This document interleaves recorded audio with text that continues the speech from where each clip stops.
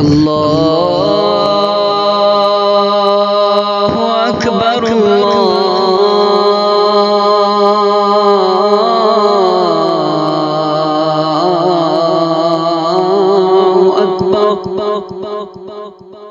السلام علیکم ورحمۃ اللہ وبرکاتہ۔ بسم اللہ الرحمن الرحیم، حامداً و مصلیاً و مسلم اما بعد۔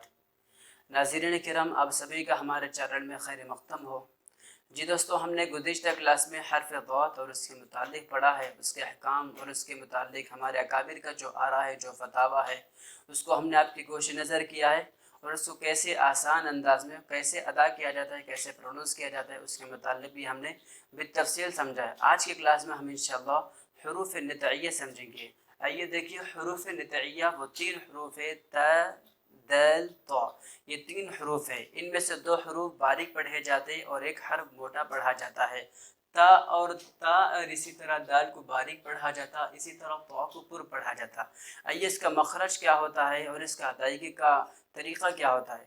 جی دوستوں، دراصل یہ حروف نطعیہ بہت ہی آسان ہے، اس کو ہم بہت آسان انداز میں سمجھ جائیں گے۔ آئیے سب سے پہلے قاعدہ ہم ملاحظہ کرتے ہیں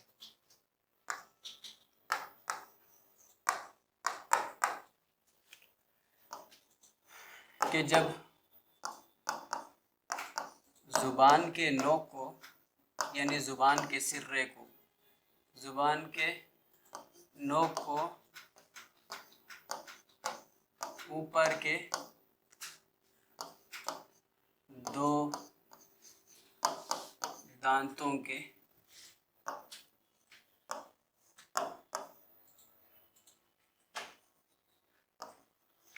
جڑ سے لگائے تو یہ حروف ادا ہوتے ہیں۔ حروف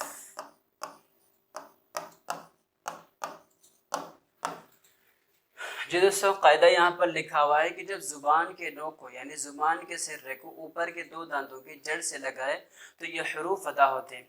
ہم یہاں پر کہ سمجھے کہ ہمارے جو اوپر کے دانت ہے، اس کا جو اندرونی حصہ ہے، اوپر کے جو دانت ہے اس کا جو اندرونی حصہ ہے، ہماری زبان کی نوک کو ان جڑوں سے لگانا ہے، تب جا کر یہ حروف ادا ہوتے ہیں۔ آئیے دیکھتے ہیں، یہ زبان ہے، کہ زبان کی جو نوک ہے، اس نوک کو اوپر کے جو دانت ہے، یعنی اوپر کے دانت اس طرح ہوتے، وہ اس طرح ہوتے، اور نیچے کے دانت اس طرح ہوتے۔ اوپر کے دانتوں کو ہم ثنائے علیہ کہتے، اور اسی طرح نیچے کے دانتوں کو ثنائے سفلی کہتے۔ تو ثنائے علیہ جو ہے، یعنی اوپر کے جو دانت ہے، اس کے کنارے سے لگانا نہیں، یہ جو حصہ ہے اس کو کنارہ کہتے ہیں، لیکن یہ جو زبان کی نوک ہے، اس نوک کو ہمیں یہاں لگانا ہے، اندرونی حصے میں، یعنی چونکہ یہ اوپر کے دانت ہے اور یہ اندرونی حصہ ہے، اس حصے میں ہمیں یہاں زبان لگانا ہے، تب جا کر یہ حروف ادا ہوتے ہیں۔ اس کو ثنائے سفلی کہتے ہیں، چونکہ اس کا قاعدے میں کوئی دخل نہیں ہے۔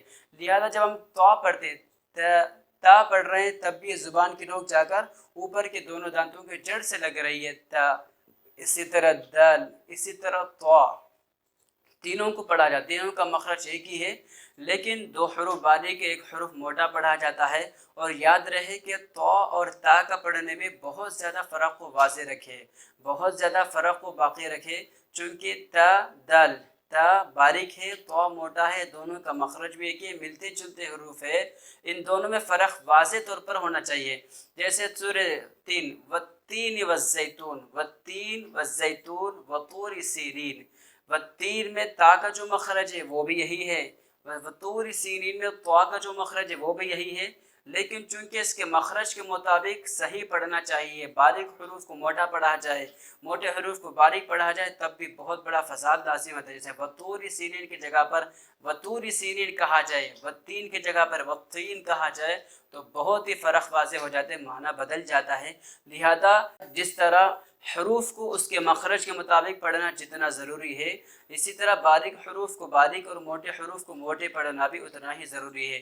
جی دوستو، یہ تھے حروف نطعیہ، تین حروف تا، دال، طا، یہ تین حروف جو بہت آسان ہے، جس کو ہم نے آپ کے گوش نظر کیا تھا۔ اس کو آپ مشق کیجیے، یاد رکھیے، انشاءاللہ پڑھنے میں بہت آسانی ہو جاتی ہے۔